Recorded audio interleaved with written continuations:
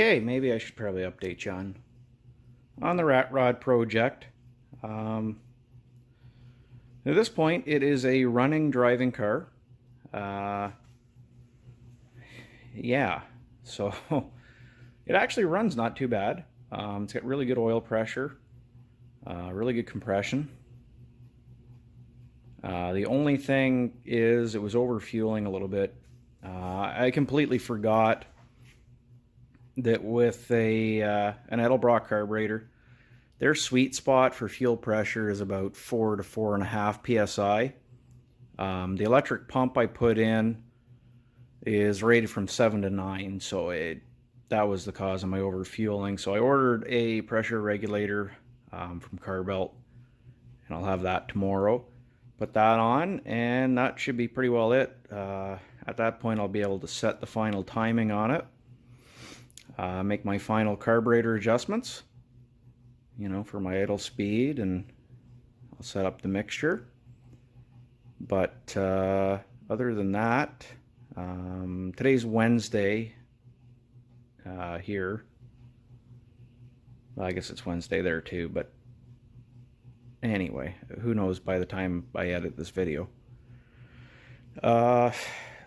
So Saturday, I'm hauling the car for the owner up to where he's storing it for the winter. And that pretty much wraps that one up. Of course, we never have a shortage of projects around here. I mean, I got enough cars of my own, but I'll give you a quick overview of some of the stuff we did on the rat rod. Alright, so went to get the rat rod to start here. What I quickly realized was we had an issue with the starter. So this is not exactly the most scientific way, but it does work. So when you power it, it should pull the magnetic arm back out here. And instead, what I was finding with it is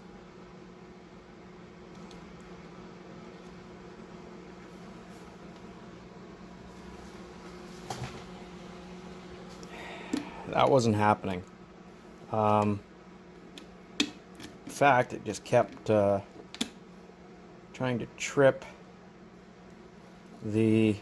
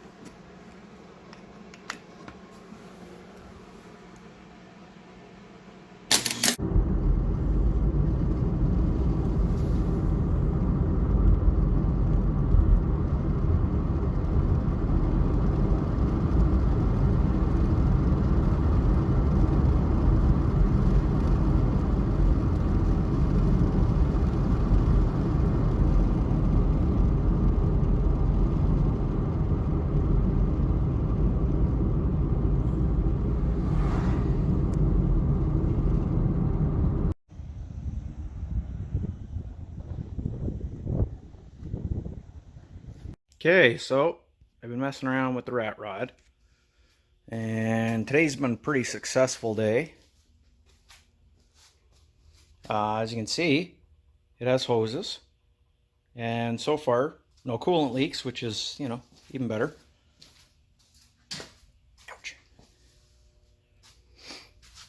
There is an air gap here, so you can put a finger underneath it. I made sure. Lots of room to the balancer. So one of the things that I wanted to do was check and make sure, A, I primed the oil pump so it should have pressure, and B, I wanted to make sure I was getting spark now that I've messed around with the wiring and got it all straightened out. First things first, let's see if we have spark. I've pulled off number 1 here, and I've set the gap to about 30 thousandths, and we're going to crank it over and see if we have spark.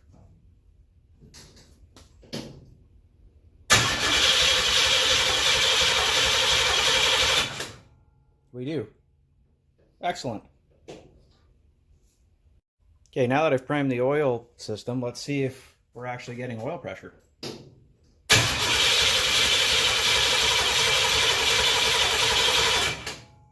Okay, excellent.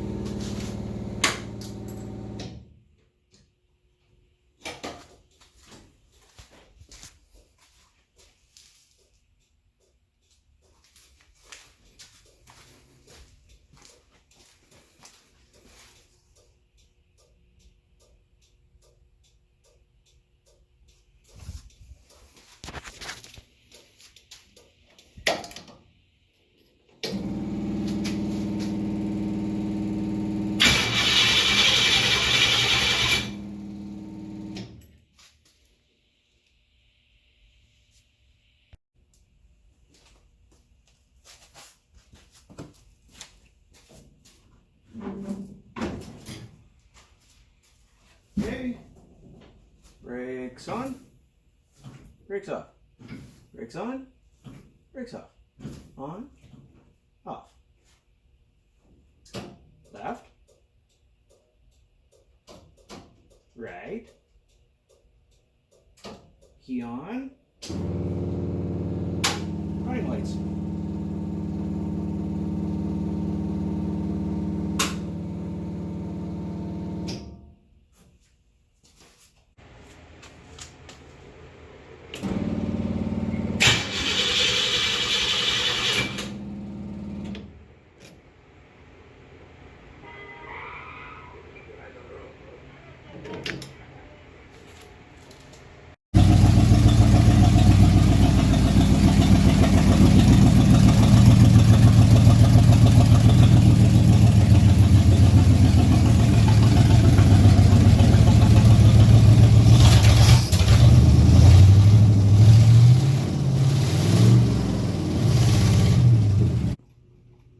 So like I said, it's a runner now. So I got a new air filter for it, which Mr. Gasket actually makes a 3-inch air filter for these 14-inch diameter air cleaners. Got everything hooked up here. Obviously, I don't have a gas pedal or anything set up on it because we don't have any toe boards. So that kind of puts that directly in the toilet. But all the vacuum lines are on it. I put a PCV on it. This was the throttle linkage I got for this car. I gotta say, this is pretty neat. Like, they even sell an adapter for the TV cable. But yeah, no, it fits a Holly or an Edelbrock. And yeah, it's got its own throttle returns, and it's pretty neat. I'm pretty happy with it. Not overly expensive. I think it was about 30 or 35 bucks. A lot cleaner and neater than well, what you'd normally find. But we got all that together. I cobbled up hoses. Upper and lower.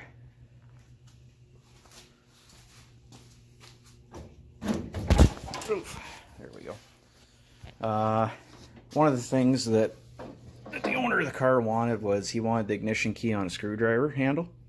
So I had an old screwdriver I was going to throw in the garbage anyway because the tip was broke on it. So we've got that now.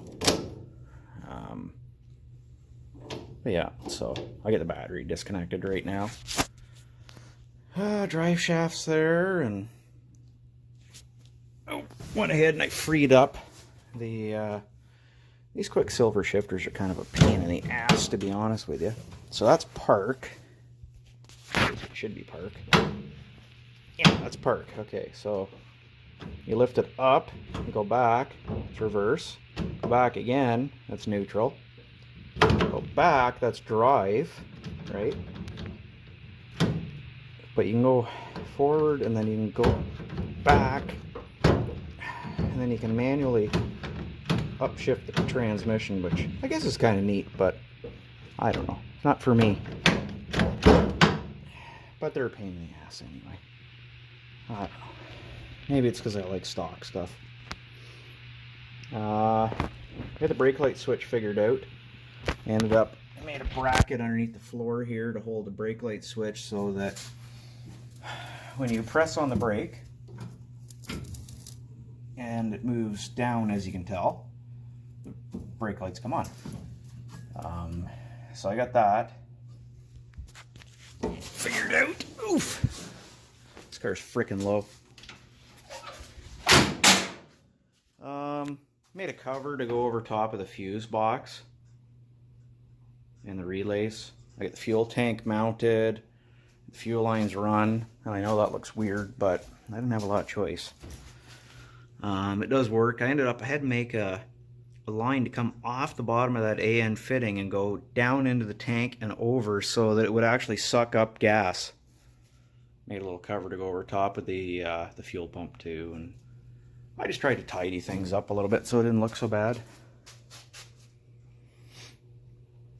As you can see, that's the completely wrong battery. I gotta go to Napa tomorrow and pick up the right battery for it. But I tidied up all the wiring in here and stuff too, so it looks a little better. But yeah, so we're actually close to sending the car home, which is nice. Because it means we can get back to doing some of our other projects, like that 360 Dodge small block for my friend Mark's Dodge Dart. Underneath all this crap here is a 440 Dodge big block for one of my cars. Of course, we have one of my cars buried here in the back of the shop that's been there for way too long, and I would like to get back to working on it. And I kind of have a surprise of another project that I bought. But that's a story for another video altogether. Anyway, I'll go ahead and splice in a million little video clips I have from doing some of the stuff on this car. And maybe I'll get some video footage here of setting up the timing on it, in case anyone's curious about that and how I go about doing that. And we'll see you next time, I guess. Anyway, thank you, and keep wrenching.